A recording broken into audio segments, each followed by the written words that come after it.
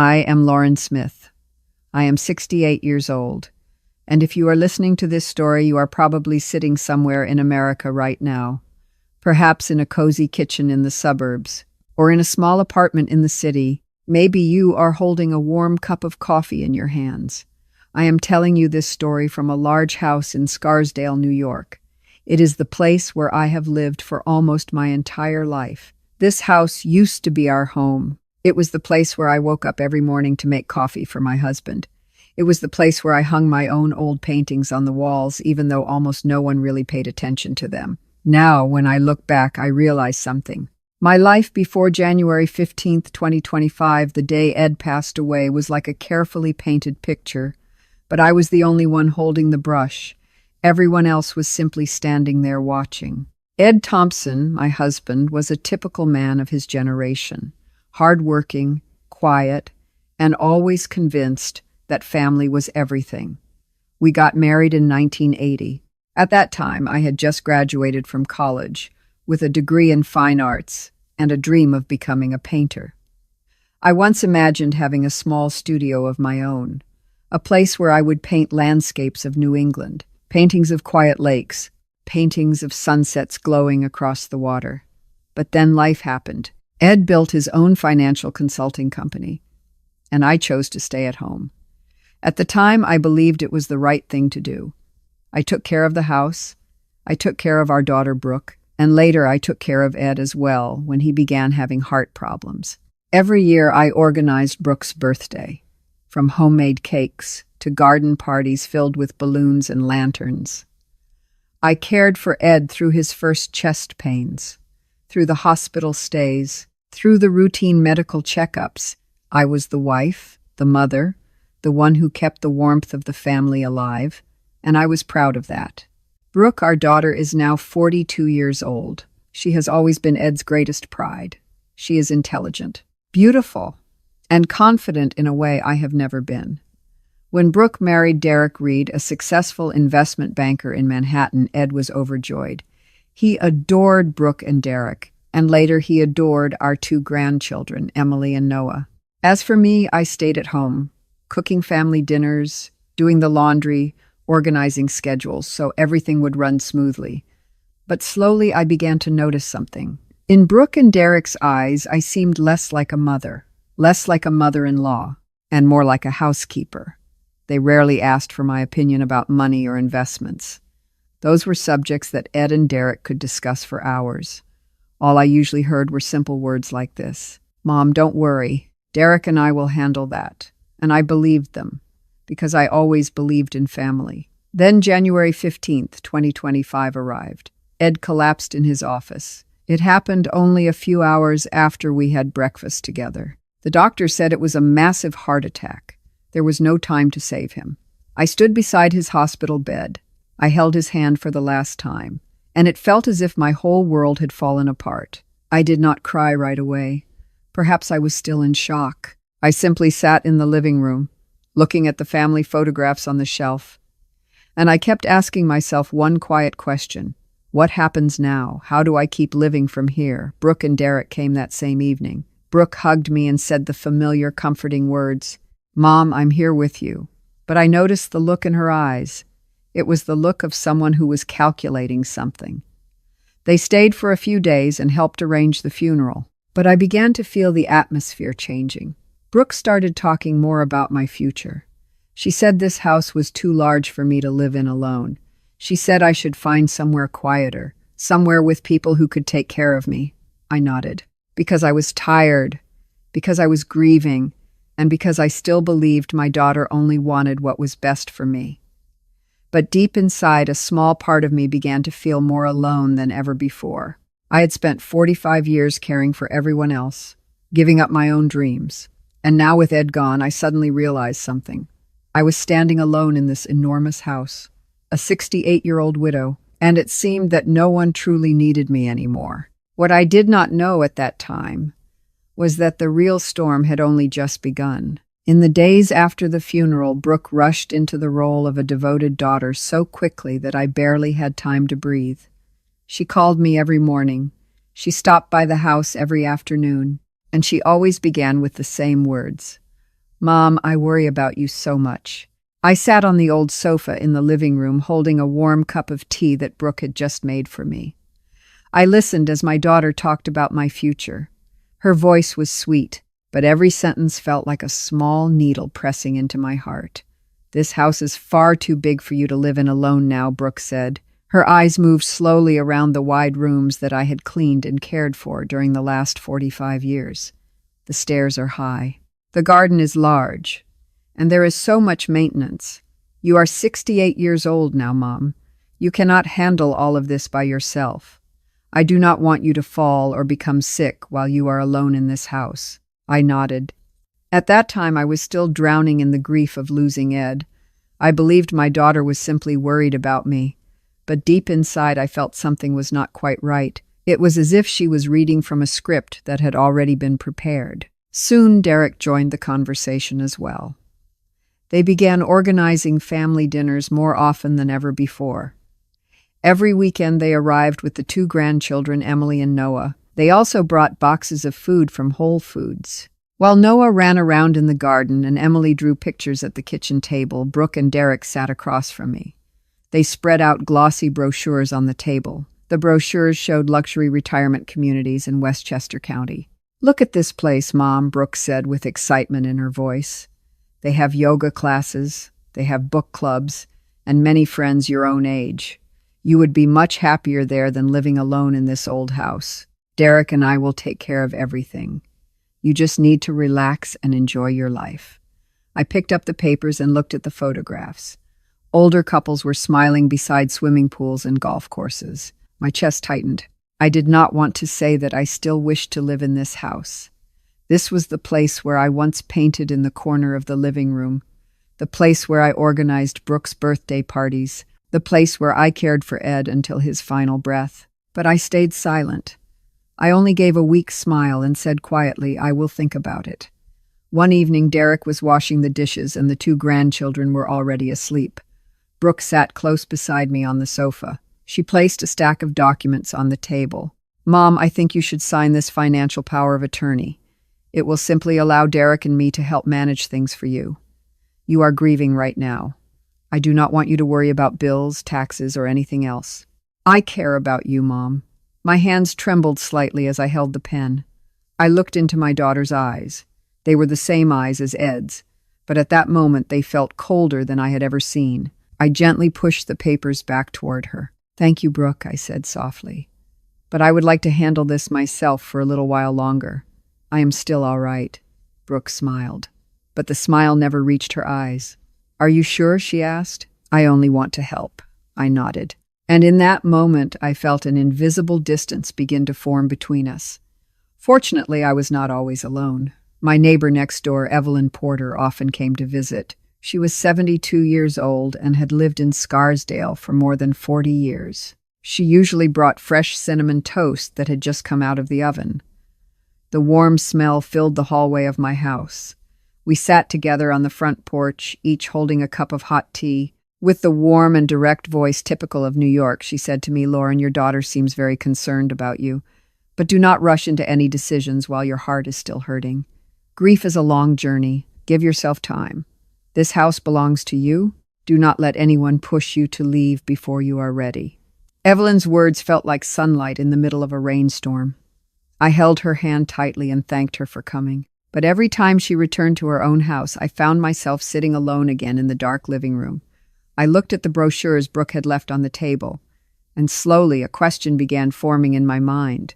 Why was my daughter in such a hurry? Why did her comforting words sound more like a plan than love? At that time, I did not yet realize something important. Those crocodile tears were only the beginning. The real storm was moving closer than I ever imagined. And then the real storm arrived on a Tuesday afternoon, February 4th, 2025. It was only 6 weeks after Ed passed away. I was sitting in the living room trying to arrange the family photographs on the shelf, hoping to find a little peace. Suddenly, the doorbell rang. I opened the door. Brooke was standing there. Derek stood beside her. They were pulling 2 large suitcases and carrying a cardboard box. Brooke's face no longer showed that familiar look of concern. The worry that once seemed so caring had disappeared. In its place was a cold determination, as if she had been preparing for this moment for a very long time. "Mom, we need to talk seriously," Brooke said. She walked straight into the house without waiting to be invited. Derek followed behind her, his eyes moving around the room as if he were evaluating property. They sat down on the sofa. It was the same sofa where Ed and I had spent hundreds of evenings watching movies together. Brooke spoke first. Her voice was calm, almost frighteningly calm. "We have made our decision. Derek has been promoted to senior partner at his firm, and we need to move into the city immediately. This house is perfect for our family. It is spacious, the location is excellent, and Dad left it to me in his will." I sat there frozen. In my hands, I was still holding a photograph from Brooke's 10th birthday. "Move in," I said quietly. "But this is my home, Brooke. This is the house your father and I lived in." Brooke looked directly into my eyes. She did not blink. "Actually, Mom," she said, "according to Dad's will, I inherited everything. The house at 22 Maple Lane, the investments, the savings accounts, the retirement funds, all of it, around $35 million. She paused for a moment. "I only allowed you to stay here these past few weeks out of kindness, but now it is time for you to find another place to live." Her words felt like a punch straight into my chest. My breath caught in my throat. "Brooke, there must be some mistake. Your father never said anything like that. He showed me the will before. He told me I would always be able to stay in this house." Brooke gave a short, mocking laugh. It was a smile I had never seen on my daughter's face before. "There is no mistake, Mom.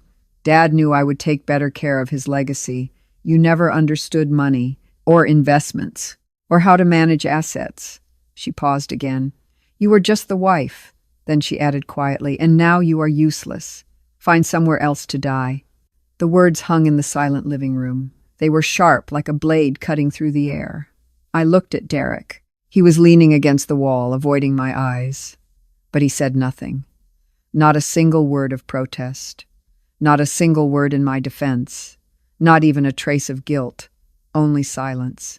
The silence of someone who agreed. I did not scream. I did not cry. I simply stood up, walked into the bedroom, and began to pack my things. 45 years of marriage, 45 years of sacrifice. They fit neatly into 2 old suitcases and 1 small cardboard box filled with family photographs. I folded the sweaters Ed used to wear. I packed the paintings I made when I was young. I gathered the birthday cards Brooke had sent me when she was in college. Each item felt like another cut across my heart. Brooke stood at the bedroom door, looking at her watch again and again as if I were making her late for an important appointment. "There is a senior living place on Maple Street," she said lightly, as if she were recommending a restaurant. "It is cheap.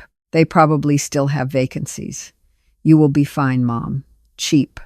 My daughter was inheriting $35 million, and she was suggesting a place meant for poor elderly people. Derek loaded my suitcases into their shining BMW with the efficiency of someone throwing away trash. "Lauren, you might actually enjoy the feeling of freedom again," he said, still avoiding my eyes. "You will not have to worry about home maintenance or property taxes anymore." When the car started moving, I sat in the back seat. Through the rearview mirror, I watched the house slowly disappear in the distance. That house had been my home. It was where I organized Brooke's birthday parties, where I cared for Ed through sleepless nights when his heart pain returned, where I once dreamed of a quiet future with my husband. Now it belonged to someone else. They drove me to a cheap roadside motel, room number 17, $49 a night. The walls were so thin that I could hear trucks passing on the highway. The towels were rough like sandpaper. The carpet smelled of dampness that had been trapped there for decades. Brooke handed me $200 in cash. She placed it on the table the way someone tips a hotel worker. "This should be enough for a few days while you settle in," she said. "Derek will transfer more later after we organize Dad's paperwork." When they left, the door slammed shut. I sat on the sinking mattress and opened the box of photographs. The old images appeared one by one. Ed holding me on our wedding day. Brooke smiling beside her first birthday cake. Our whole family posing together at Disney World in 1995. I touched each photograph. Tears fell quietly. For 45 years, I had sacrificed everything. I gave up my dream of becoming a painter. I gave up art exhibitions. I even gave up the quiet afternoons when I only wanted to paint. I cooked thousands of meals. I washed thousands of loads of laundry. I cleaned that house until every corner shone. I believed that family love would be enough to repay those sacrifices. But now, sitting in this miserable motel room, I understood a cruel truth. All of those sacrifices had been erased in a single afternoon. I was no longer a mother. I was no longer a wife. I was no longer the one who kept the warmth of the family alive. I was only a 68-year-old widow, a woman thrown out of her own home by her own daughter, $200 in my hand, and a small box of old photographs. But in that painful moment, a small thought began to appear. Ed had always been very careful with documents. He once showed me the original will. He explained every line to me. I was certain that what Brooke said could not be true. And if it was not true, then perhaps this nightmare was not the end. I wiped away my tears and took a deep breath. Tomorrow I would find Ed's lawyer. I would find the truth, because no matter what they said, I was not dead yet, and I would not let them bury me so easily. I sat there in the dark motel room with the box of family photographs open on my lap and 200 crumpled dollars in my pocket. The sound of trucks rushing along the highway echoed through the thin walls. It felt like the pounding of my own heart inside my chest. My tears had dried, but the pain remained. It lingered quietly like a burn that had not yet healed.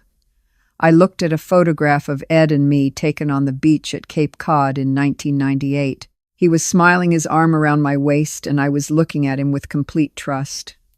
Ed had always been a careful man. He never allowed anything important to pass without writing it down, organizing it properly, and explaining it clearly to me. I remembered an evening a few years ago. I think it was in 2022. Ed was sitting at the kitchen table, spreading out a thick stack of papers. He was wearing his reading glasses. His voice was calm and warm. "Lauren," he said, "I want you to understand everything. This will is meant to protect you. I do not want you to worry if I go first." He pointed to each line. He explained the house, the investments, and the portion meant for Brooke. Then he said something very clearly. "You will always be able to stay in this house, and you will have more than enough to live comfortably. I will not leave you alone." I nodded at the time. I trusted him completely, because this was Ed, the man who always kept his promises.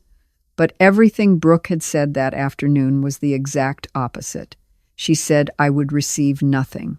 She called me useless. She forced me out of the very house where Ed had promised I could spend the rest of my life. How could that be possible? Ed was not a cruel man. He could be strict about money. He could be traditional like many American men of his generation. But he loved me. He held my hand through the nights when I cried after my mother died. He surprised me with flowers every wedding anniversary, and he always said the same words, "You are all I need." I slowly sat up straight, holding the photo frame tightly. A clear thought appeared in the middle of the chaos in my mind. If Brooke was lying, then there had to be proof, and that proof would be with Ed's lawyer. Her name was Eleanor Whitaker, though everyone called her Ellie. She had worked with us since we bought the house in 1985. She was an older woman with a serious but warm manner. She always called me dear and sent us a Christmas card every year. Her office was in downtown White Plains, about 20 minutes away by bus. The next morning, February 5th, 2025, I woke up before sunrise. I put on Ed's old coat. It still carried the faint scent of his cologne. Then I stepped outside. I counted the money in my pocket. After paying for one night at the motel, I had a little more than $150 left. The bus to the city center cost $4.50 each way. At that moment, even that small amount felt precious. I sat in the back seat of the bus and watched the suburban houses pass by through the window. My heart felt heavy. Each bus stop felt like a quiet reminder. I was traveling to find the truth. But if I was wrong, what would I have left? The law office of Whitaker and Associates was located on the third floor of an old American building. The elevator creaked loudly, and the air carried the faint smell of old paper. I walked inside. My hands trembled slightly as I spoke to the receptionist. "My name is Lauren Smith. I am the wife of Edward Thompson. I need to speak with Miss Ellie Whitaker about my husband's will. The receptionist looked at me for a moment, then nodded. Miss Whitaker is expecting you. She said if you arrived, we should bring you in immediately. Ellie Whitaker appeared at the doorway. She looked just as I remembered. Her silver hair was tied neatly in a bun. She wore gold-rimmed glasses. Her eyes were sharp but kind. She hugged me as soon as I stepped into the room. She spoke softly. Lauren, dear, I have been wondering when you would come. She invited me to sit down and poured me a cup of hot tea from an old thermos. I tried calling your house several times after the funeral, she said. But Brooke told me you were traveling for some rest. Traveling, I could not imagine you traveling at a time like this. My heart sank. Traveling, I have not left Scarsdale since Ed died. Brooke told you that. Ellie nodded slowly, her face turning serious. Yes, and there was also the official reading of the will 3 weeks ago. You should have been there. Brooke told us you were too overwhelmed with grief and that she would handle everything for you. She said she would transfer your inheritance later. I felt the blood rush to my face. The reading of the will, I was never informed. Brooke told me she inherited everything. The house, the money, everything. Yesterday, she threw me out and told me to find somewhere else to die. Ellie placed her teacup down on the table. Her hand tightened. She reached quickly for a thick folder on her desk. Lauren, that is impossible, she said firmly. Ed's will is very clear. He updated it 7 months before he passed away. He was concerned about Brooke and Derek's attitude toward money. She opened the folder and pulled out the document. It was the original will. I immediately recognized Ed's signature. It was neat and familiar. This is the notarized original, Ellie said. You inherit 70% of the financial assets. That is approximately $25 million. In addition, you inherit the house and all personal belongings. She paused for a moment. Brooke receives $10 million in a trust fund, but she will only begin receiving it when she turns 45. And there is a condition. Ellie looked directly at me. She must treat you with respect and dignity after Ed's death. If she fails to do that, the entire amount returns to you. I sat there in silence. My mind was spinning. $25 million, the house, and that condition. Ed had known. He had predicted what his own daughter might do. Ellie looked at me again, her voice low but steady. Lauren, what Brooke has done is not just lying. It is fraud. It is also elder abuse. We need to act immediately. I held her hand tightly. Tears filled my eyes again. But this time they were not tears of pain. They were tears of a small, fragile hope beginning to shine through the darkness. Ed was still protecting me, even though he was no longer here, and I would not allow Brooke to take that away. Never. I sat there, still holding Ellie's hand tightly. My heart was pounding so hard it felt as if it might burst. She watched me for a long moment. Then she gently pulled the will from the thick folder on her desk. The document carried Ed's signature. Neat, familiar. I recognized it the moment I saw it. Ellie took a slow breath. Her voice was warm but firm. Lauren, dear, listen carefully while I read. This is the final will Ed signed. It was updated and properly notarized. She lowered her eyes to the page and began reading. I, Edward Thompson, being of sound mind and clear judgment, leave to my beloved wife Lauren Smith the following assets. The entire house located at 22 Maple Lane, Scarsdale, New York, together with all furniture and personal belongings. In addition, I leave to her 70% of my total financial assets, investments, and accounts. The estimated value is approximately $25 million. Every word Ellie spoke felt like a warm wave entering my heart. $25 million, the house. Everything I had believed was lost forever. I covered my mouth with my hand, trying to hold back my tears, but they fell anyway. These were not tears of pain. They were tears of relief mixed with a rising anger. Ed was still here. In a way, he was still standing beside me even though he was gone. Ellie continued reading. Her tone became more serious. To my daughter, Brooke Thompson Reed, I leave $10 million in a trust fund.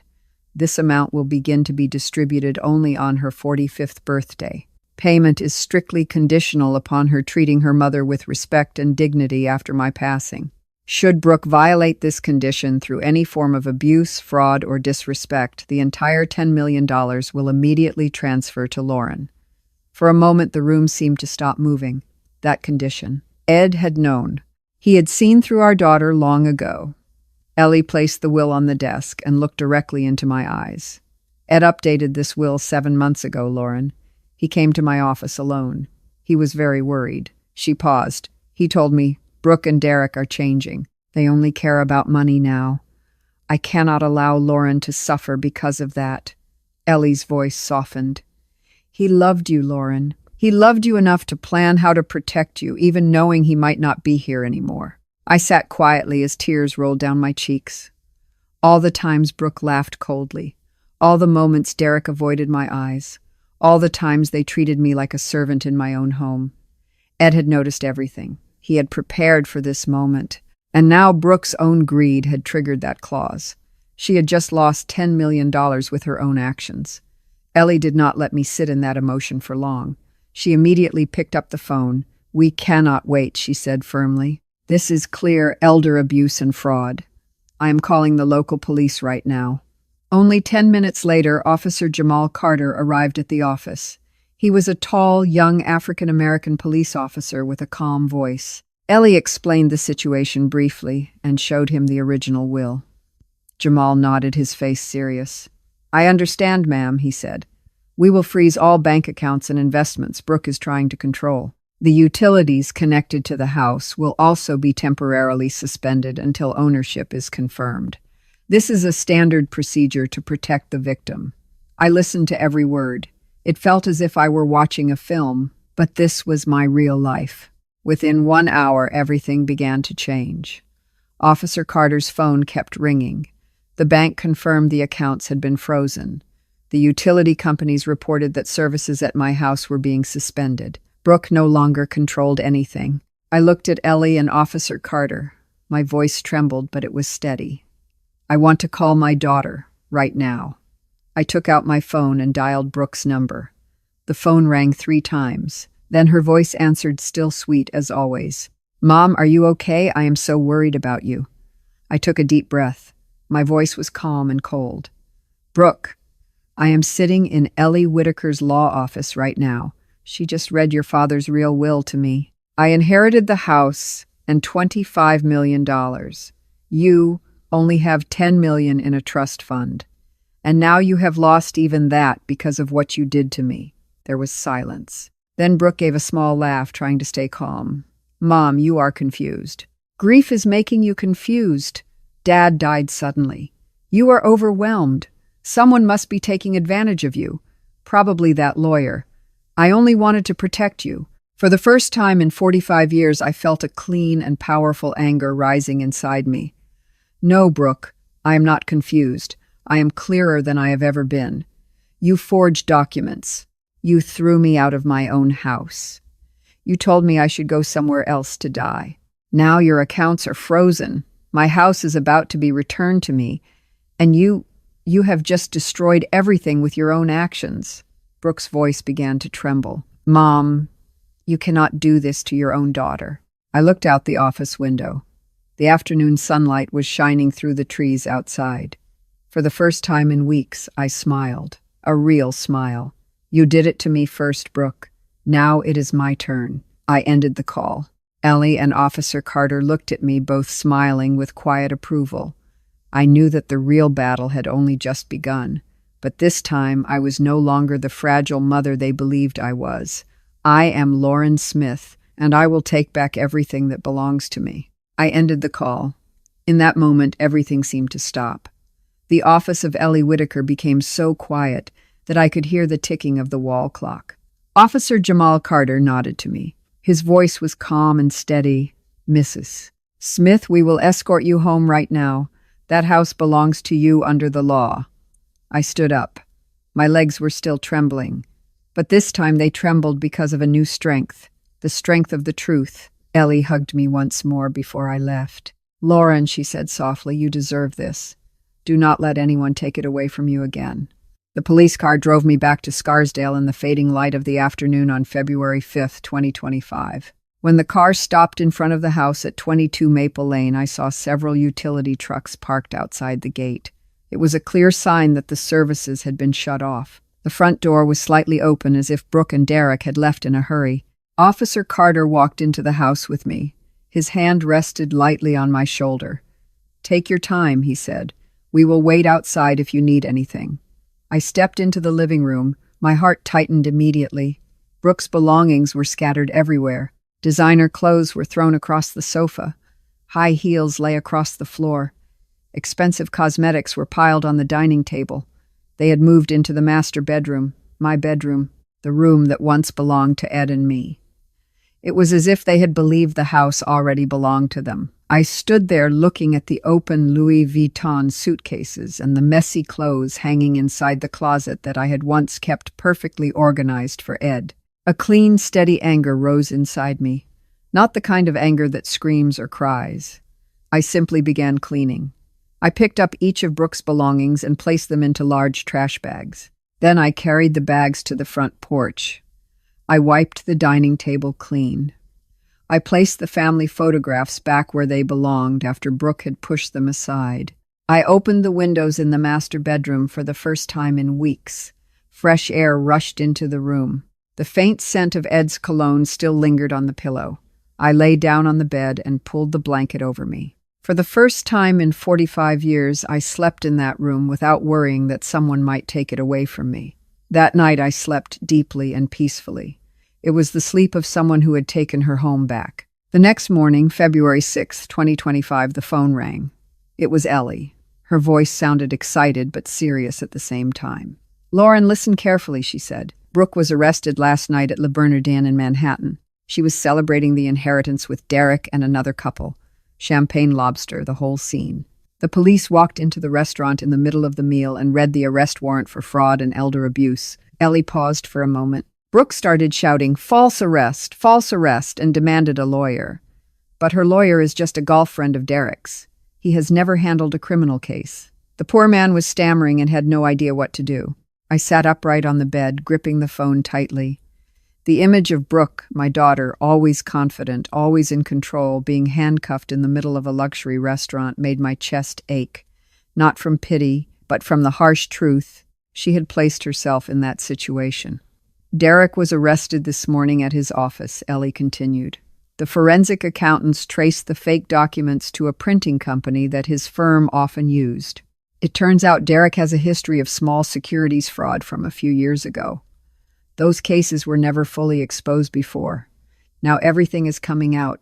I remained silent for a moment before asking quietly, "Can they fight it?" Ellie gave a short laugh. "With what? Their accounts are frozen. The forged documents have been seized. They are both sitting in a holding cell right now, waiting for bail." She paused again. "And Lauren, the house is officially yours now. We have won the first battle." I stepped out onto the front porch. The trash bags filled with Brooke's belongings were still there in the early morning sunlight. A gentle wind moved through the yard, carrying the smell of freshly cut grass. I took a deep breath. For the first time in many years, I felt this house truly belonged to me. It was no longer just Ed's shelter. It was no longer our house in the way Brooke had once said. This was the home of Lauren Smith, a woman who had sacrificed 45 years of her life, and who was now taking her life back. I did not laugh. I did not shout with joy. I simply stood there, my hand resting on the familiar wooden railing, and I whispered quietly to myself, "Thank you, Ed. You are still protecting me." But I knew this was only a small victory. Brooke and Derek would not give up easily. They would fight back. And for the first time in my life, I was ready to face them, because I was no longer the fragile mother they believed I was.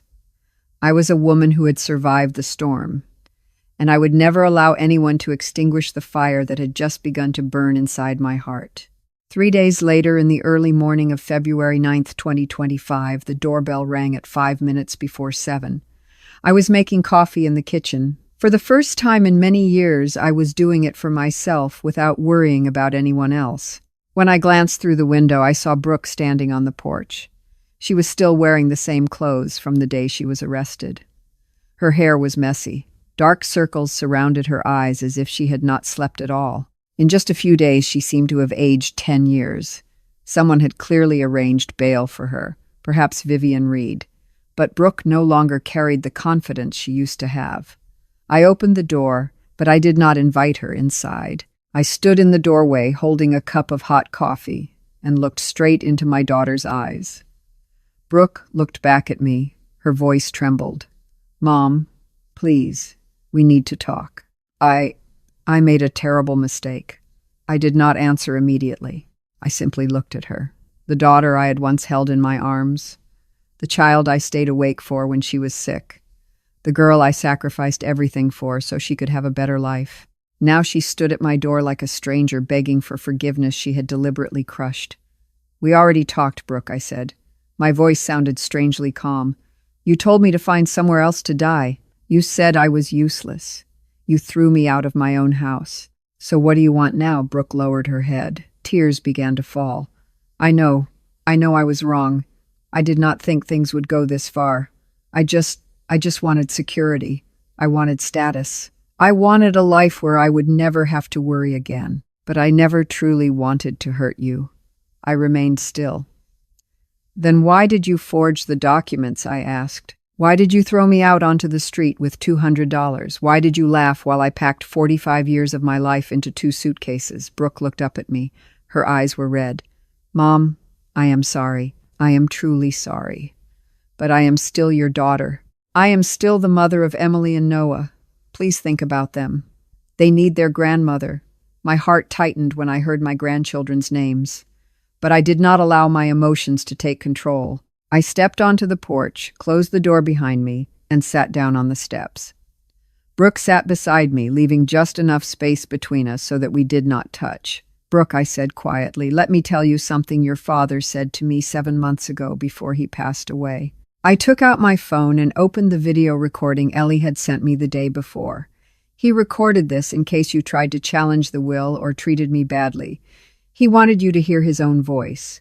I pressed play. Ed's voice filled the cold morning air. His voice was warm and steady. But there was pain in it.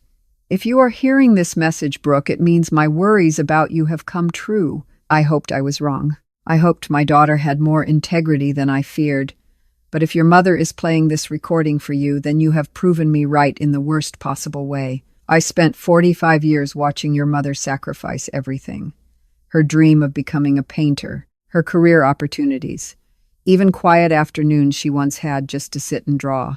She worked part-time to help pay for your college tuition while I built my career. She postponed everything in her life to become the wife and mother our family needed. You remind me of my own sister. She was beautiful and charming, but she could never think about anyone except herself. I did not want you to become like that, so I changed my will. If you fail to treat your mother with respect and dignity after I am gone, you will lose everything. I hope you prove me wrong, but if you do not, you will face the consequences." The video ended. The silence that followed felt suffocating. Brooke collapsed onto the step and covered her face with both hands. The sobbing that came out of her was real, not dramatic tears meant to manipulate. These were broken, ugly, painful cries. "He hated me," she whispered between sobs. "Dad hated me." I looked at my daughter and spoke gently but firmly. "No, Brooke. He loved you enough to hope you would prove him wrong. But you chose to prove him right. You chose greed instead of love. You chose to take instead of care." Brooke lifted her head. Her mascara had smeared across her cheeks. "I admit it," she said weakly. "I was greedy. I was terrified of losing everything. I thought if I had enough money, I would be safe forever. But now I have lost everything. I lost the house. I lost the money. I lost my freedom. And now I have lost my mother too." I remained silent for a long moment. Then I spoke each word clear and steady. "Yes, Brooke, you lost your mother. Not because I cannot forgive, but because you destroyed everything we once had. You did not only commit a crime against the law, you committed a crime against the bond between a mother and her child. Your children will grow up knowing why their mother went to prison. And I will not hide that truth." Brooke slowly stood up. She looked like someone whose strength had completely drained away. "Mom, what can I do to make this right?" I looked directly into her eyes. You can start by admitting that what you did was wrong. Completely wrong. No excuses. No pretending you were protecting me. No claiming the situation was complicated. Just wrong. Then you face the consequences with dignity instead of trying to manipulate your way out. Brooke looked at me for a long time. It was as if she was seeing me for the first time. Not as the weak mother she once bullied, but as someone else entirely. Then she nodded slowly. Tears continued to fall. I deserve this, don't I? Yes, I said quietly. You absolutely do. She turned away and slowly walked down the steps. Her shoulders trembled. I did not call after her. I simply stood there and watched my daughter walk farther and farther away in the morning sunlight. And for the first time, I did not feel guilty for being strong. I had given her one final chance to face herself, and she chose to walk away. When Brooke disappeared beyond the line of trees, I went back inside the house and closed the door. The house was quiet, but it no longer felt lonely. It belonged to me, and I would protect it at any cost, because this time I was no longer the victim. I was the survivor, and my journey had only just begun. 3 days after the confession on the porch, on the afternoon of February 12th, 2025, I was sitting in the small studio I had just created from Ed's old office. It was the place where I had begun painting again for the first time in 45 years. I was working on one of my first canvases when the doorbell rang. I wiped the paint from my hands, looked outside, and saw a woman standing there. She was about 68 years old. Her silver hair was styled carefully in elaborate curls. She wore heavy gold jewelry and a luxurious fur coat. It was Vivian Reed, Derek's mother. I opened the door, but I did not invite her inside right away. Vivian smiled. It was a polite smile, but as cold as ice. The kind of smile wealthy people in Westchester often use when they want something. Lauren, she said smoothly, I believe we should speak in a rational way. Things have become rather difficult for both sides. I stepped onto the porch, keeping a distance between us. What do you want, Vivian? She did not waste time. Derek has made a few serious mistakes, she said, but prosecuting him seems a little excessive, don't you think? Our family is prepared to offer a reasonable arrangement. She paused slightly. $5 million. Immediately. Clean money. No conditions. In return, you withdraw all accusations against Derek. Brooke would receive a lighter sentence as well. Everyone benefits. $5 million. Enough money for many elderly people like me to live comfortably for the rest of their lives. But I looked directly into Vivian's eyes and shook my head. This is not about money, I said quietly. This is about justice. Derek helped my daughter forge documents, throw me out of my home, and nearly take everything from me. $5 million is not enough to buy back my dignity. Vivian's smile remained, but her eyes became sharper. She lowered her voice until it was almost a whisper. Lauren, I strongly suggest you reconsider. Our legal team has discovered some interesting information about Edward's business activities, matters involving money, shell companies, payments that cannot be easily explained. She leaned slightly closer.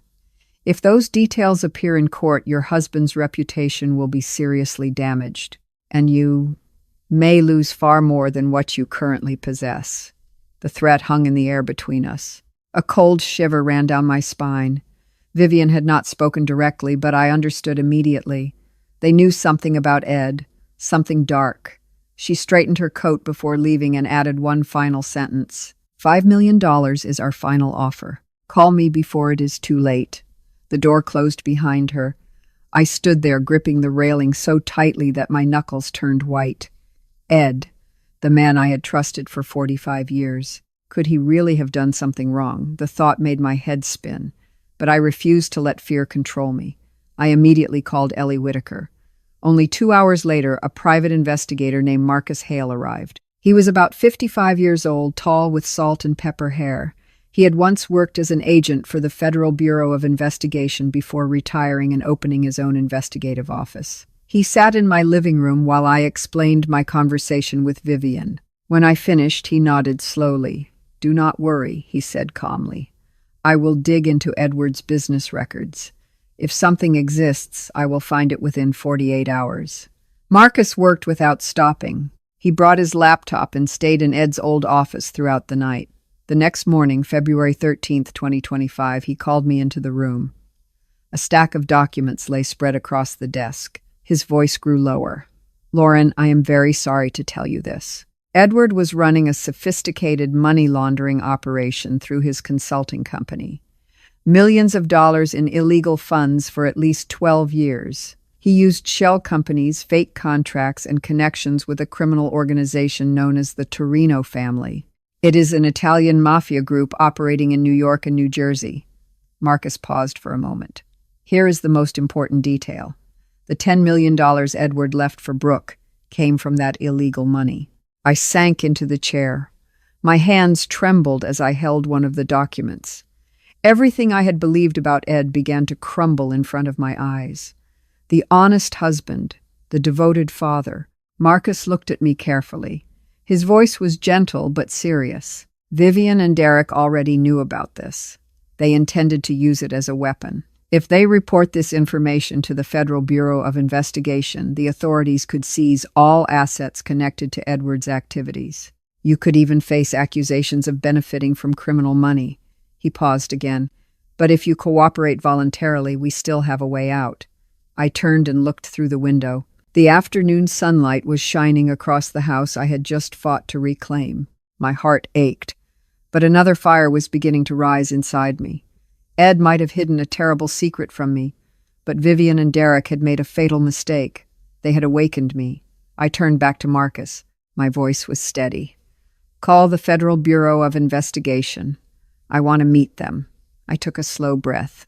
"And I will not allow anyone, not my daughter, not my son-in-law, and not his mother, to use Ed's past to threaten me ever again."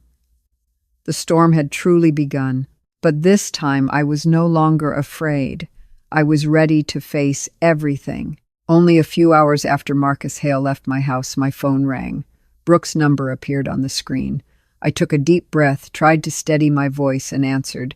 "Mom," Brooke's voice said. She was still trying to sound sweet, but now there was a trace of desperation beneath it. "I know you are angry, but we can resolve everything intelligently. Derek, has already spoken with his lawyer. They are willing to cooperate with the Federal Bureau of Investigation. Derek will provide all the information about Dad's business network, the things you just recently learned about. In return, Derek receives immunity from prosecution. I will receive the same protection, and you keep the house and $5 million in clean money. The rest goes to the government. Everyone gets a way out. This is the best solution for all of us." I slowly sat down in my chair. My hand gripped the phone so tightly that my knuckles turned white. $5 million. The house. And they wanted me to stay silent. They wanted me to use Ed's darkest secret to save them. Brooke continued, lowering her voice as if she were sharing a secret. "Mom, if you refuse, the Federal Bureau of Investigation will seize everything. You will lose it all. I do not want that to happen to you. We are still family." I pretended to hesitate. I allowed my voice to tremble slightly. I need time to think. I will call you tonight." Brooke released a soft sigh of relief. "Thank you, Mom.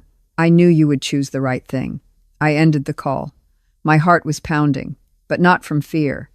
It was the heartbeat of someone who had already made a decision. I immediately called Marcus Hale. "I need to meet the Federal Bureau of Investigation," I said. "Tonight." Only 2 hours later, Agent Carla Reyes was sitting in my living room. She was about 38 years old, with black hair tied back tightly and sharp eyes like a real agent from an American crime film. I told her everything. Vivian's offer, the documents Marcus had discovered, and Brooke's phone call. Agent Reyes listened without interrupting. Then she gave a small smile. "Mrs. Smith," she said calmly, "you have just given us a very valuable gift, but if we want to catch them, we will need your help. Are you willing to wear a recording device?" I nodded without hesitation. "Yes, I am." That evening, February 13th, 2025, I sat in my living room. Beneath my thin coat, a tiny recording device was attached tightly to my skin. My heart was beating so loudly that I feared Brooke and Derek might hear it when they walked through the door. At exactly 8 o'clock in the evening, the doorbell rang. Brooke and Derek entered the house. They were dressed as if they were attending a business dinner. Derek carried a thick briefcase.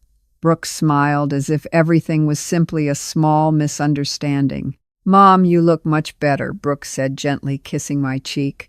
"I knew you would choose the smartest option." Derek opened the briefcase and spread several documents across the table. "Lauren," he said smoothly, "our lawyer prepared everything. You keep the house and $5 million in clean money. We cooperate with the Federal Bureau of Investigation regarding Edward's business matters. All charges disappear. The past stays buried. Our family can heal." I looked directly at them, and if I refuse, Brooke forced a small laugh. "Mom, Dad's money is contaminated. If we do not make a deal, the Federal Bureau of Investigation will take everything. You will lose it all. This is the only way you keep anything." I slowly stood up. My voice echoed clearly through the quiet room. "I know about the money laundering. I know the $10 million you inherited came from illegal funds. And I know you plan to use that secret to blackmail me. Did you really think I would be afraid enough to accept this deal?" Both of their faces turned pale. Derek jumped to his feet and reached for the briefcase.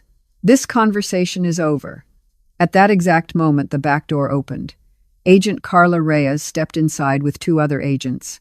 Their weapons remained holstered, but their voices were cold and firm. "Brooke Thompson Reed and Derek Reed. You are under arrest for conspiracy to blackmail a federal witness, fraud, and criminal intimidation. The entire conversation has been recorded." Brooke turned toward me in shock. Her eyes were filled with betrayal. "Mom, how could you do this to your own daughter?" I looked at her steadily. "The same way you did it to me," I replied calmly. "The difference is that my way is legal." As the agents placed handcuffs on them, Derek tried one final desperate plea. "Lauren, you have no idea what you just did. The people connected to Edward will not forgive this. You have placed yourself in serious danger." Agent Reyes stopped and looked at him. "You have just added witness intimidation to your list of charges. Excellent work." When they were taken out of the house, Agent Reyes sat down across from me. She opened a thick case file. Her voice was serious but warm. "Mrs. Smith, there is something important you need to know.